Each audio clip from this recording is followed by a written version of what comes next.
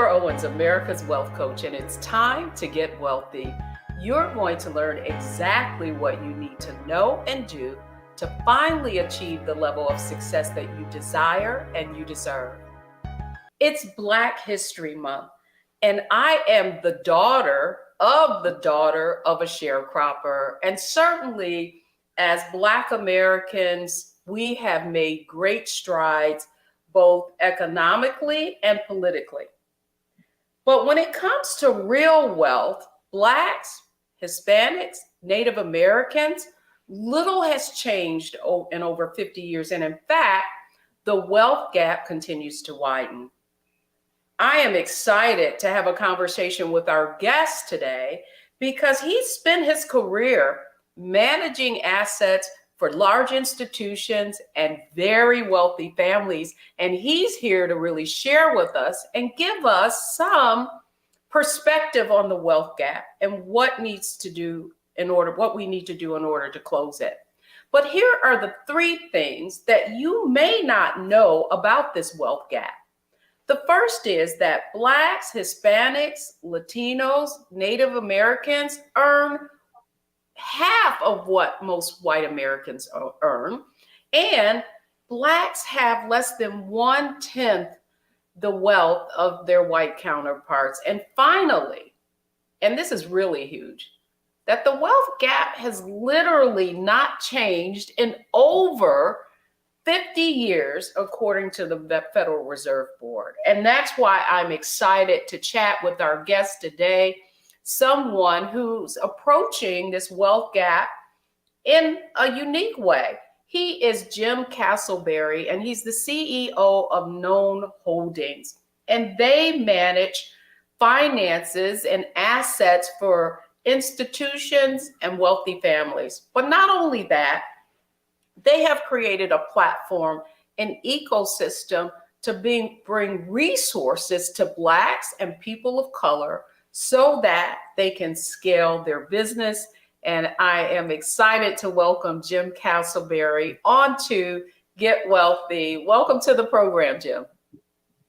Well, thank you, Deborah. Really do appreciate, being here with you and to have this conversation because it's such an important conversation to have. And I think that wealth and wealth creation is probably, even though we've had several examples of African Americans and other people of color being able to be successful, we still aren't seeing the mass level of us being lifted up. We're still struggling in situations that aren't far different than our ancestors who came out of slavery. And the way that we do that and the way that we look to be able to change that is by creating better access to capital, by putting people of color in decision-making positions to be able to make those decisions and to be able to make those allocations that currently aren't being made or haven't been made or have been made or set up in a program that was a subset. All of the minority inclusion programs usually were just set-asides of the whole. So where there was greater wealth being created outside of that, we were put in a position of almost having to be crabs in the barrel for the scraps that we would get on the side. Well, no, I mean, it is interesting because before we get into the conversation, I really feel like it's important for people to know your own backstory and how you came to take this path toward managing and have managed billions of dollars. So Jim, where did you get your start on this path? Well, Deborah, I am a child and grandchild of entrepreneurs. My grandfather came up to the Chicago area from Wedowee, Alabama in 1918 after World War I, and worked for a few years with my grandmother as a domestic. And then he started a business in 1922, which was a waste disposal company. That waste disposal company grew to be one of the largest independent in Illinois. And we sold to Waste Management in the mid 70s. I grew up thinking that everybody had a safe in their kitchen because we used to have payroll Thursdays, and one of my jobs was to put the change in the payroll envelope because you didn't write somebody a check who was a weekly worker. But that experience instilled in me with my parents to be able to be entrepreneurial. The other thing is that both my grandfather, my uncles, and my dad, they really wanted my path to be in finance, in banking. So they even dissuaded me from working in the family business, while I think I would much rather have stayed in the business and be known as the porta pot king of North America. But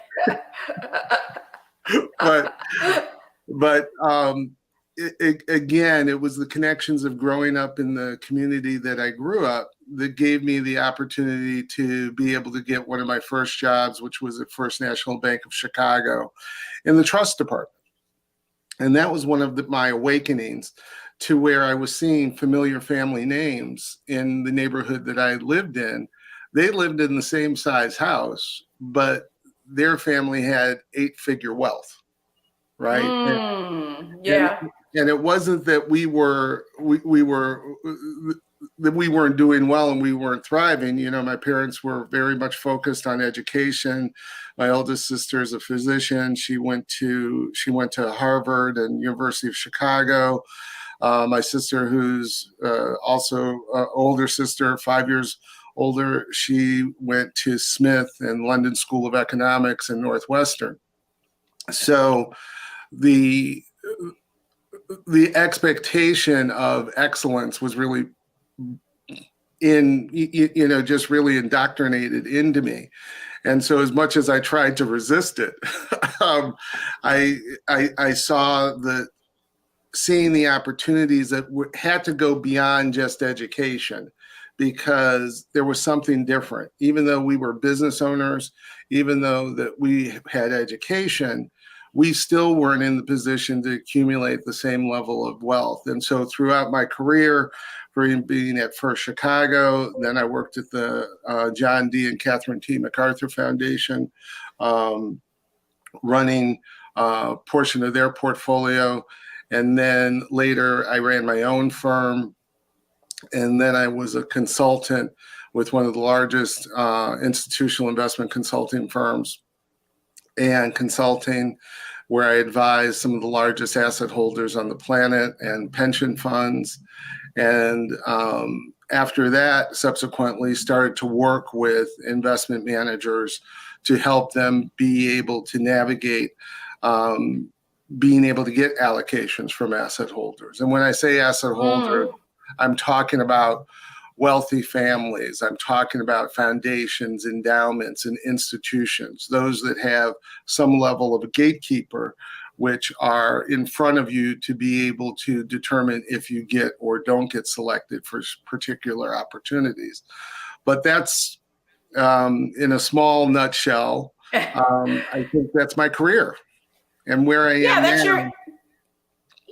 That's your career. What I'm most intrigued about is the fact that even though your family had been quite successful, certainly if we were to look at within our community, you had hit, you were in a certain socioeconomic, right? That one of the highest socioeconomic realms for African American people. And by the way, I just wonder how far away Wedowee, Alabama was from Pineapple, Alabama, where my mother, right, was born and my grandfather was born. But I say that, Jim, the framework of Get Wealthy and the premise of it is really to dispel a lot of the myths about what it takes to be financially successful, and to double down on the fact that there is a difference between income and wealth. And I think that you've sort of, that is the conversation that we're having. So just for the framework, the first segment is really around mindset. Mm-hmm. And the question I have for you really is, I really believe that the financial success roadmap that Black Americans, people of color, were given is exactly what your family was able to really provide you at a very high level, and that is education and a career and access to a career that paid a very significant living. But if you were to look at that from the standpoint of most African Americans and the fact that we have very little wealth, I want to go to the mindset aspect of this and it's great because I can juxtapose this against the sharecropper, right? Living, having to never owning the land, right? And making a living. And that's exactly what we find ourselves with in terms of middle class Black America, buying into the idea of earning the income, but never learning how to turn that income into wealth. And that's exactly what you saw, right? As you went in your career, the difference between wealth and income. And so the question I have for you to begin with is, what is the mindset shift that Blacks and people of color will have to make in order to understand that difference between income and wealth and close the wealth gap? Well, Deborah, that's the $64 million question. Just per se, as we see. But the mindset is we have been conditioned to be financially passive, right? We've been conditioned to, if we do start to earn income, if we do save, we're taught to save very conservatively. Yes. Right? Or we go on the inverse. When we do get extra disposable dollars, we go spend them on those things that show the visibility of wealth. And even in our businesses, we've developed our businesses which create tremendous cash flow, right? They create a lifestyle. And I always have characterized it as the difference between what you are when you're rich versus wealthy. When you're rich, you have great cash flow. You can do whatever you want. You can pay the American Express bill every month. You can travel. You can do that. But at the end of the day, when you actually look at the bank, you don't have 7, 8 figures, even 9 figures in the bank that then create generational wealth for the rest of your family and who you want to be able to leave it to. And that's what we have to get into a mindset that's a little bit different. We have to get into a mindset where we can be a little bit more creative with the type of investments. And also the thing that we have to get comfortable with is to be able to be, I'll say the term, we have to be prudently aggressive. We have to take some level of risk, because if you don't, you're not going to put yourself in the position to really be able to gain significant wealth. This is good, because one of the things that I often say is you can't save your way to wealth. And right. When you look at where Blacks, people of color, where those assets are, one of the things we know is that we own so little equity assets, which have outperformed any other type of investments. We find when you look at the numbers, so much of our savings and potential investment capital is in fixed income investments, whether it's bonds, whether it's insurance, whether it's products that really haven't been able to accelerate our wealth, So when we come back in our next segment, which is strategy, I want to talk specifically about, from your purview, what you feel African Americans, people of color, need to do in order to accelerate their financial growth, right? And begin to make some kind of dent in this wealth gap. So don't go anywhere, folks. We'll be right back. All right, we're talking strategy when we come back.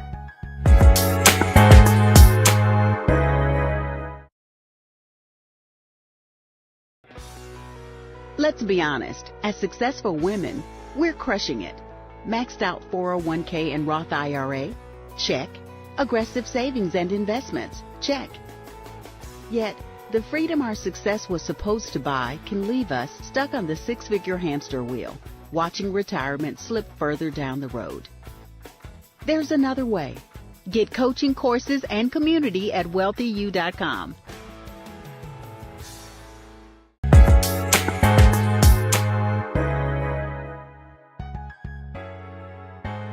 Welcome back, everyone. I'm Deborah Owens, host of Get Wealthy, and we're talking about getting wealthy by closing our wealth gap. And today I'm having a conversation with Jim Casselberry, who is CEO of Known Holdings, a asset manager and registered investment advisor firm. So, Jim, we talked a little bit about, I'm so glad you touched on this point too, about it's not that we don't have cash flow or assets. If you look at how different minorities are characterized, typically it's from that consumer and buying power, but not turning that, income into wealth, if you will.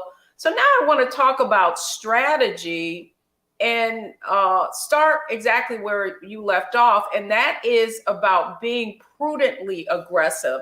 So describe what you mean by that. Well, Deborah, there's a couple of things. One, for all our young people that are just starting out in the first job, one of the things that they are given, but a lot of them, because of student loan debt and because of a lot of the other things that are faced, they don't take advantage of it, and it puts them at an immediate disadvantage, is the 401k programs that are available through the jobs. Do that, regardless of, as much as you think you can't afford to do it, you can't afford not to do it, because making those investments in a age-appropriate allocation that most of the employers have is a perfect thing to be able to do. It's perfect. It's common sense. The other thing is, try to, as much as possible, and this is a huge problem, is, student loan debt. For those of us that are able to get the education to be able to move forward, we have to mortgage our futures with student loan debt. So, well, no, Jim, you know what? I'm glad you brought that up, because the question I have for you is, that's another, myth that we were kind of so. I'm not saying that education isn't important. It's not that it isn't important, but what we've been sold is that educational debt is good debt, right? And so as a result, people in our communities haven't been discriminating about how we're getting this education, and are racking up huge thousands, tens, hundreds of $1,000s of debt. Mm-hmm. We see this in Wealthy You, and yet they're not getting a return on their investment. And so I'd love to hear your thoughts on a strategy that parents and individuals themselves need to consider when they're making that choice, so that they don't mortgage their future. Yeah, and again, and sometimes it's common sense. It's, for those of us that can't afford to educate our children and to pay the don't feel like you're doing your child a service, or you're doing them a disservice if you can pay for it, but you think it's a good idea for them to take out debt to build character, or to build, to have skin in the game. take that one off the table. Okay. Number one. And then, students need to look at what's your best path. Mm. Is it a better idea to go to a community college? Like in Chicago, the city colleges and the community colleges in the area are outstanding for 2 years, right? Where even coming out of some public schools in the city of Chicago, you can go into city college for 2 years, and you can then transfer all of those credits to, University of Illinois at Chicago or DePaul University or something, a really well thought of accredited university. And then you've had the opportunity and you've saved almost 60% of the cost because you've been able to go to a lower price. And if you think about it, you're graduating with the exact same degree. The other thing that I think too is for a lot of African American students and look at the HBCUs, the ability and the access that those universities give within corporations, within opportunities is tremendous. I'm a trustee at Morehouse College. While I didn't go to a HBCU, I have come to find that, the majority of my mentors and colleagues and people that I've respected and looked up to, they were products of SBC. That is interesting, though, Jim. Right? Because I'll be honest with you. As someone who is a first generation college graduate and the first in my family to attend college, there was within our community, I would say that there was this, you need to go to, a majority university. It has more weight.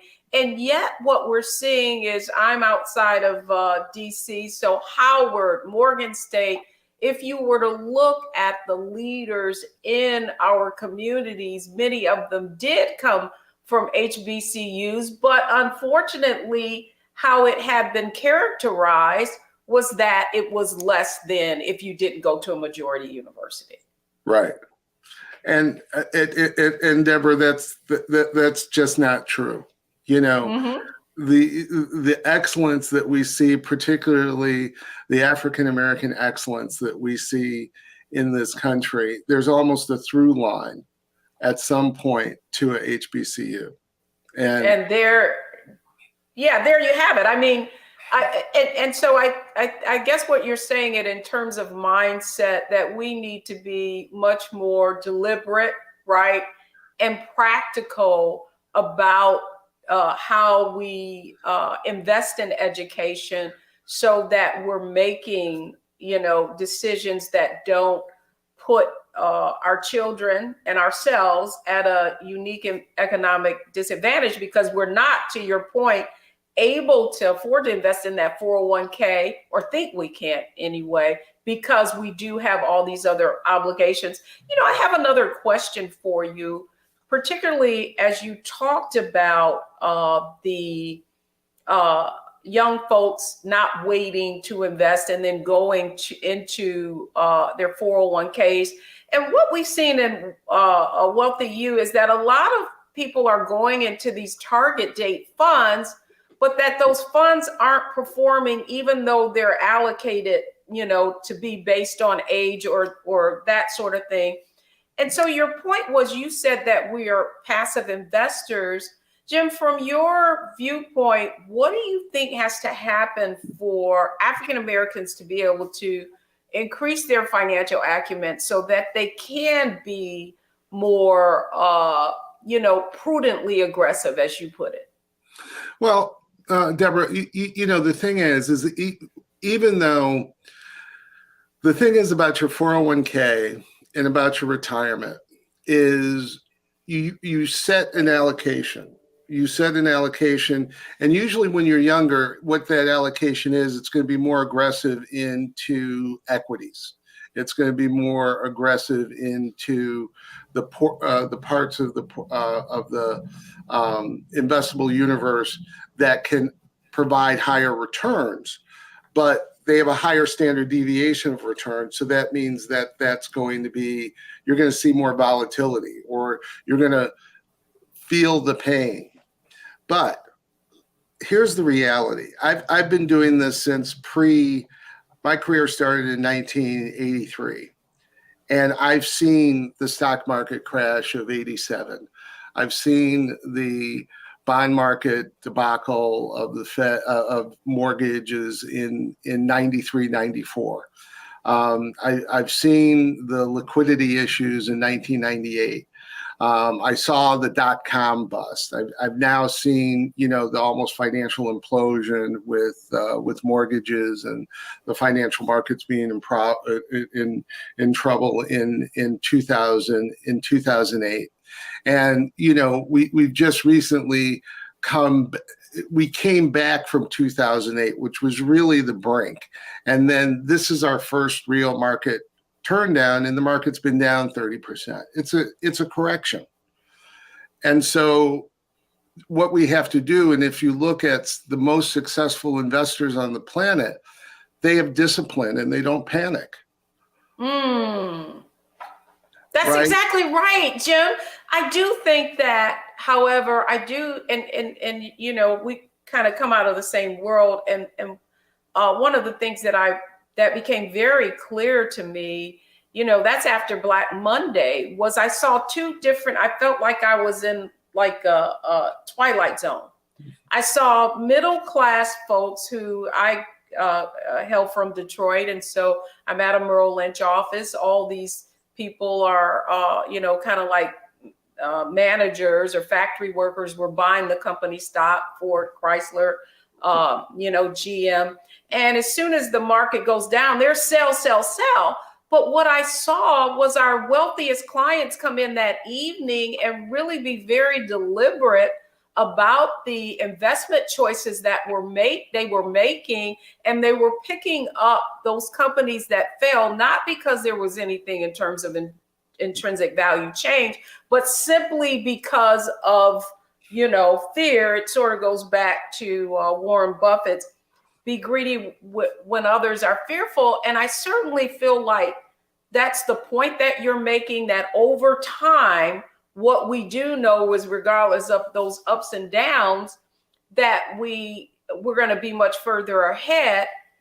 And I want to go back to that other question when we come back, because we only have 30 seconds, is okay. What do we need to do then to help help Black, close the wealth gap?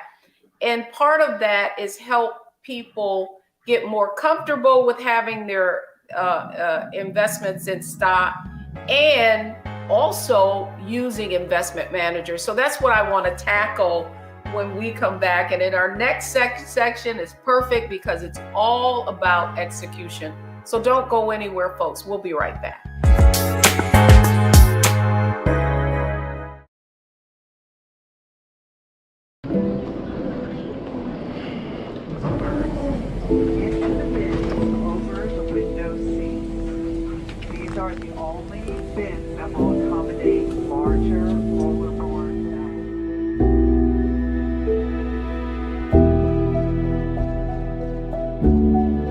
Put 10 in here? 10, and you don't come out till you die. And you eat him, you hoop 10.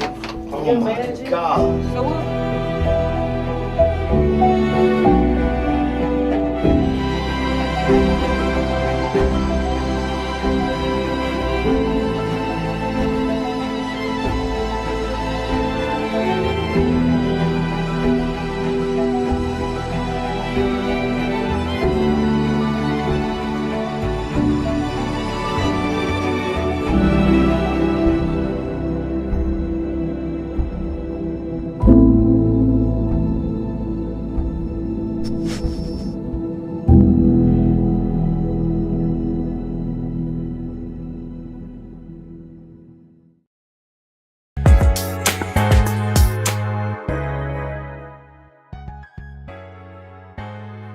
I'm Deborah Owens, America's Wealth Coach, right here on Get Wealthy. We're talking about getting wealthy and really closing this wealth gap. And my conversation today is with Jim Casselberry. He is the CEO and co-founder of Known Holdings, a financial platform, which is also an asset manager. So let's welcome Jim Casselberry back.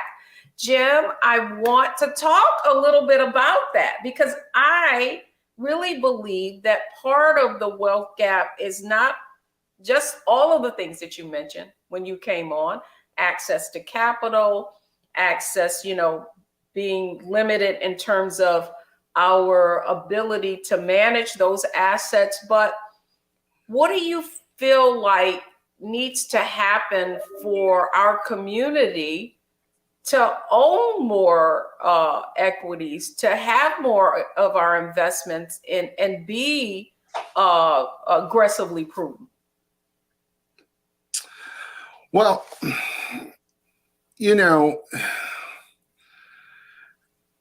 I think the best thing that we can do is,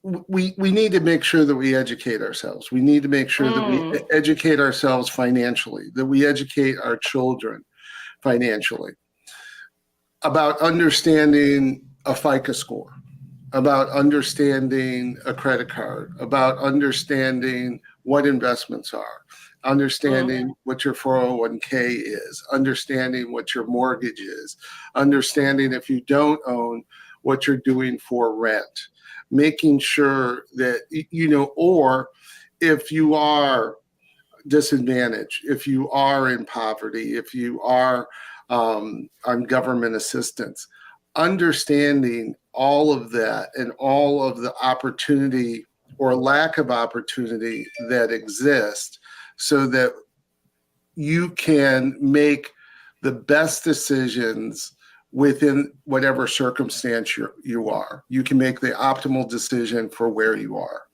That doesn't, if you're starting at the very bottom, if you're starting midway up the stairs, or if you're starting at the top of the stairs, the thing that you can do is for where you are. If you're on the floor or below the floor, you should work to be able to make the best decisions that are applicable to you. That's one thing to be able to do. And then once you have that plan, stick to it. Continue to exercise it, to be able to move forward with it. And try to, that's one of the reasons I talked about HBCUs, is HBCUs create a unique network of individuals that look like you. And if we look at our compatriots, if we look at our different ethnicities, they've utilized that camaraderie to be able to create community, investment, and opportunity. And I think what you're saying, Jim, is you're talking about social capital. Yes. And, that social capital, which to me is one of the most valuable assets of all, that in many cases we haven't learned how to leverage, I think is the point that you're making. It is that it's not just about, having the degree or having the pedigree, but what is also important is that you're forming those relationships, and many of those relationships can open doors for you. And so my question to you also, Jim, is one of your Known Holdings focuses is also about scaling businesses. And so I wanted to talk a little bit about the work. You made a statement very early on just about businesses having cash flow, right? But not necessarily having the ability to scale through which you can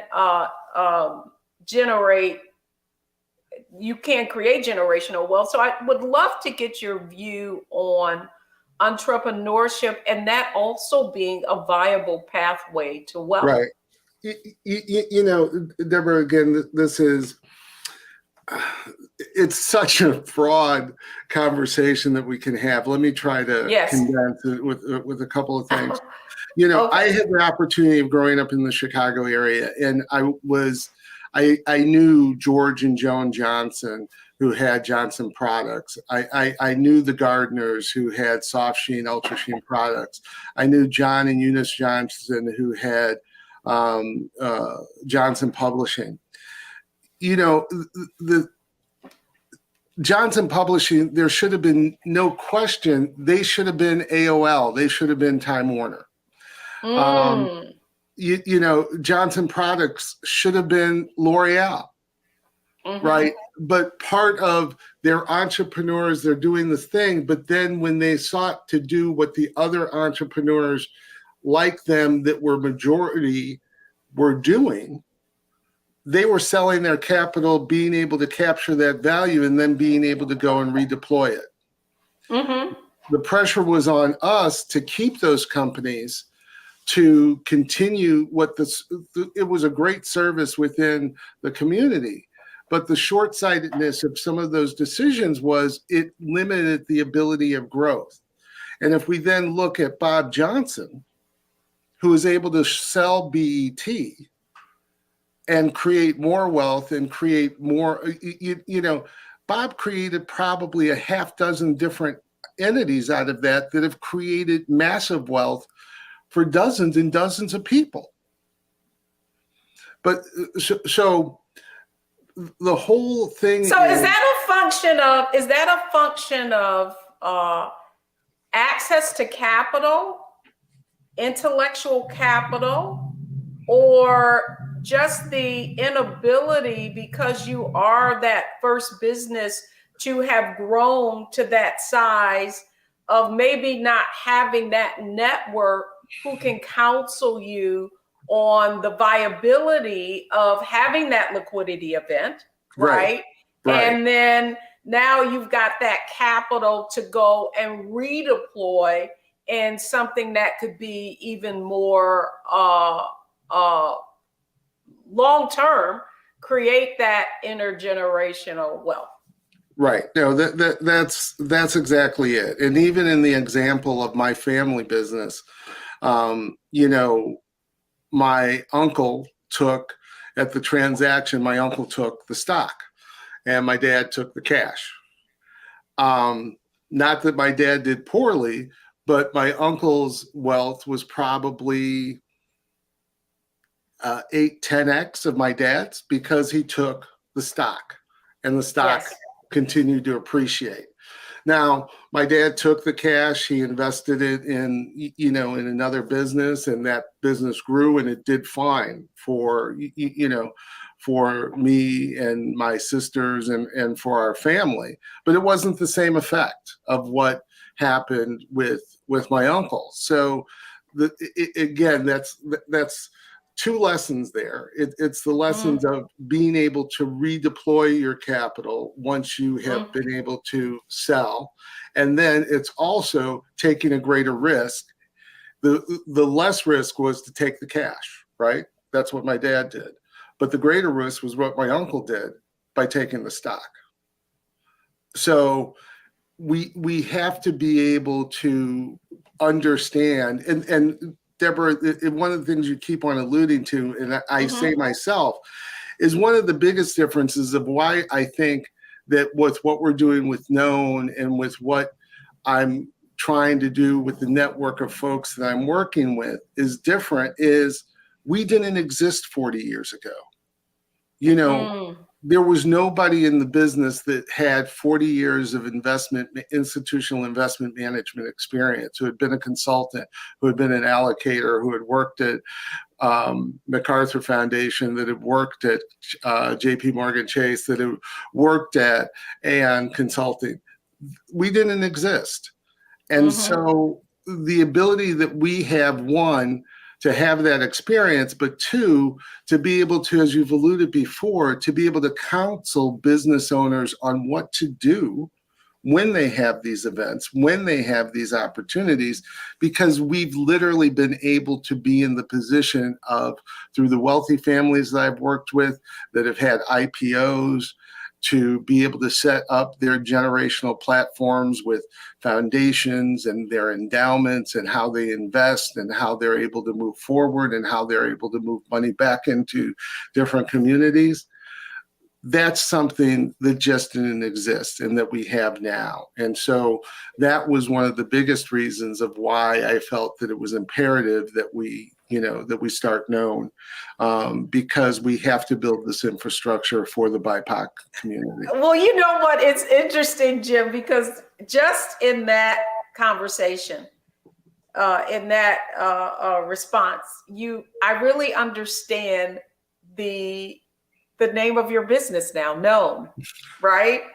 I get it. It's like, the point is the secrets of the 1%, right? Mm-hmm. Like, it's a very closed arena, and certainly I spent a great deal of my time in that world, but you even went deeper, right, into what is unknown.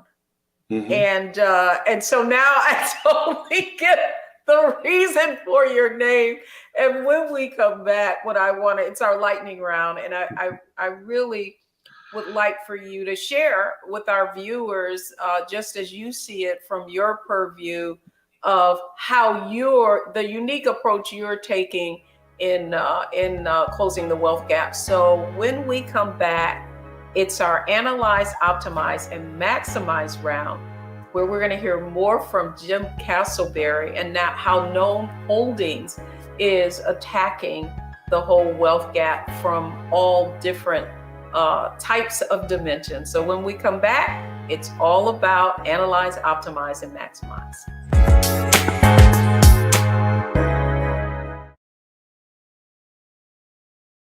Black Star Network is here. Oh, no punch! I'm real revolutionary right now. Thank you for being the voice of Black America. All momentum we have now, we have to keep this going. The video looks phenomenal. See, there's a difference between Black Star Network and Black-owned media and something like CNN. You can't be Black-owned media and be scared. It's time to be smart. Bring your eyeballs home. You dig?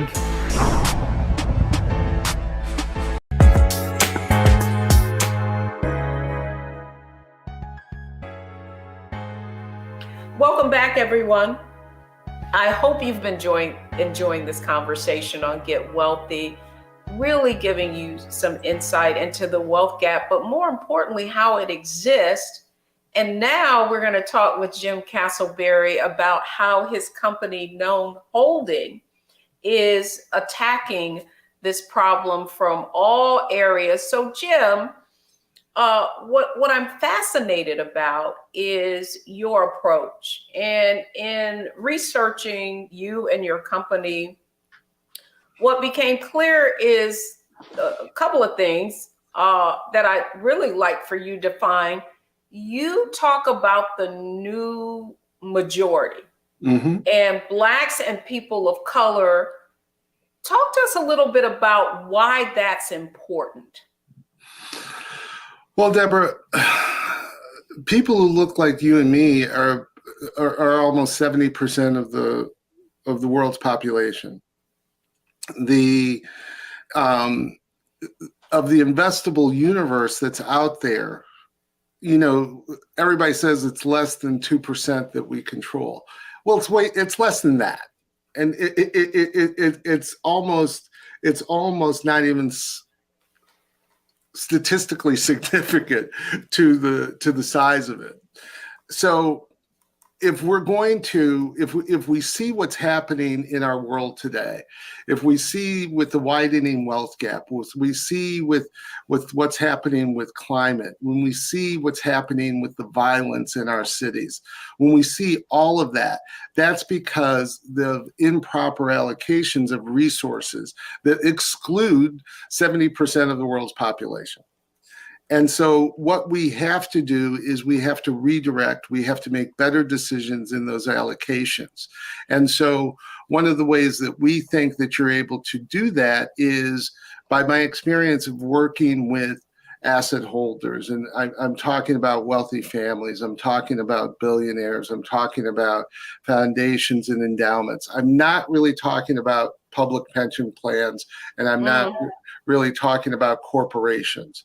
I'm talking about the wealth holders that literally have their generational wealth based on the growth of the U.S. economy over the last 200 or 300 years.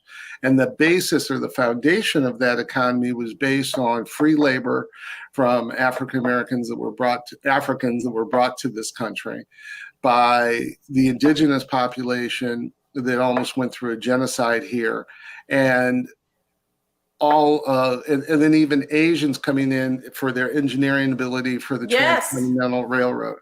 Yes. So that transfer of wealth is what can be used because those generations, these younger generations, the generational shift, they care about outcomes.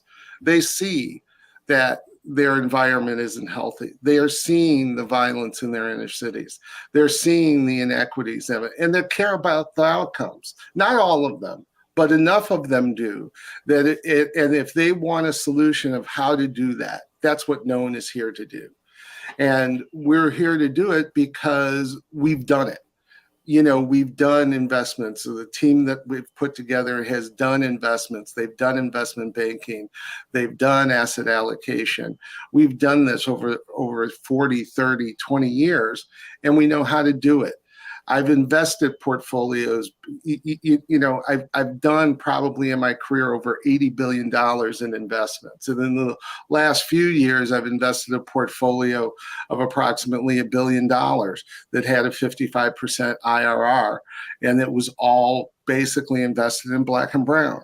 So for all of this that people say that there's not a pipeline or there aren't opportunities, what there isn't organizations or financial services companies that are built for Black and brown, that are built for us. Well, I don't argue that, but Jim, as someone who is pragmatic and understands wealth, right? The fact is that wealthy 1% got that way exactly as you described. And, it's fascinating. I was just reading an article about someone requesting I don't know if it was FOIA, if it was a journalist, but the fact that New York Life, a lot of the financial institutions, right, earned a lot of money through the slave trade. And so my question to you is just about flow. What is the incentive of those having the capital, right, investing, and in spite of the fact that you have a great track record, what is the conversation that you have about your ability to not only provide a return, but also do well and doing good at the same time? Well, Deborah, one, it's because I've done it. Okay. But two, what I've seen within this, there's going to be, it's rumored to be between 61 trillion and 91 trillion dollars that's going to transfer from the greatest generation to baby boomers to Gen X to millennials to Gen Z. And my experience has been over the last 7 years in running a single family office for a billionaire family, there are asset holders that care about, that want to narrow the gaps between racial, social, and economic inequality. What they don't know how to do is how to do it. Okay. And that's what we do. And we are able to do it. When I was at the MacArthur Foundation, we did a transaction in South Carolina at a small organization, South Carolina Jobs and Economic Development Authority. They were using HUD block grants as part of the loan packages for businesses within the state to create jobs. we bought that portfolio because it was underfunding and the block grants were going to go away. We repackaged them, we reserviced them, and allowed them more money to go and make investments. What that led to over 17 years was it led to the creation of 250,000 jobs. It led to to underwriting $9 billion in loans and businesses and capital to businesses in South Carolina that attracted the auto companies to come to South Carolina. My partner, Val Redhorse, has numerous stories of the investments that she's been able to make in tribal lands and on reservations that have, changed the financial trajectory of those communities. The work that I did at MacArthur, the work that I did with Aon in helping large pension fund holders make better investments in Black and brown and minority companies without the detrimental rules or guidelines that sometimes exist that disrupt the opportunity. We've been able to be successful. So it's not a question of if this can be done. We do it. And we can do it, and we can do it confidently. But as you have alluded to, we're going upstream, because people have been indoctrinated with what in the movie Wall Street and Michael Douglas's character Gordon Gekko of coming out that greed is good. Greed is good, yes. Right? Well, it's not. It's not good to be extracted. It's not good to continue this building of a wealth gap. It's not good if we continue on this path that the average wealth of a Black family is going to go to zero. That's what the current trend is. That's right. Right, and we have to. I don't want to get too controversial, but one of the things I believe is that the gun violence that we're seeing in our city it's an economic problem. It's an economic problem. Absolutely. Poverty is violence. I mean, that's a fact, right? So you're creating, but I think what else is happening? I think so often we think about violence in the inner city, but now what we're seeing is it's not just the inner city, it's happening everywhere. It's happening in rural communities, it's happening in affluent bedrooms communities. It's happening everywhere. That is a function of our societal issues. It is. And Deborah, one of the things that if we look to the thing that I don't think a lot of people took away from January 6th that I did, you have white guys who storm their own Capitol. There's a problem because they're feeling as if they're disenfranchised and they're feeling like they have problems. That means that our economy needs to do something different. We need to do that. That's good, Jim. And we're going to wrap right there. Man, an interesting conversation. Hey, let's keep us apprised of what you're doing. Let's keep this conversation going. I think that the work you're doing is critical. And I really want to thank you for coming on Get Wealthy and having this conversation with me today. Well, thank you, Deborah. We appreciate the opportunity. We appreciate to talk about it. And as me and my partners always say, this is more than us just trying to do something that's going to create wealth. We feel that it's our call and our mission. And we're going to work to try to make it better. All right. I love it. It's the mission and not the money. All right. That's Jim Casselberry. When we come back, the 3 takeaways from today's show. Don't go anywhere, folks. We'll be right back.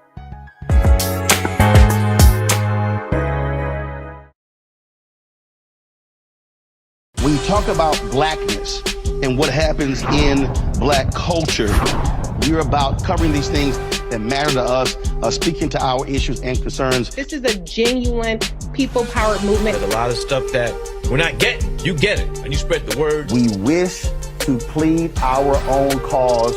Too long have others spoken for us. We cannot tell our own story if we can't pay for it. This is about covering us. Invest in Black-owned media. Your dollars matter. We don't have to keep asking them to cover our stuff. So please support us in what we do, folks. We want to hit 2,000 people, $50 this month, raise $100,000. We're behind 100,000, so we want to hit that. Y'all money makes this possible.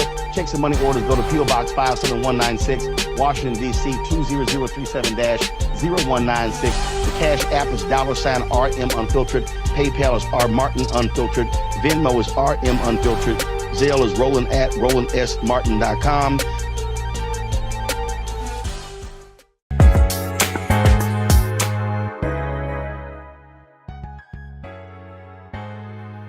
Welcome back, everyone. I'm Deborah Owens, host of Get Wealthy, only on Black Star Network. And here are your 3 takeaways from today. Number 1 is that you cannot save your way to wealth. You must invest. And as Jim Casselberry said, be prudently aggressive and learn what you need to do in order to have your money grow. And then finally, social capital is the most valuable asset. That's going to do it for me on this episode of Get Wealthy, only on Black Star Network.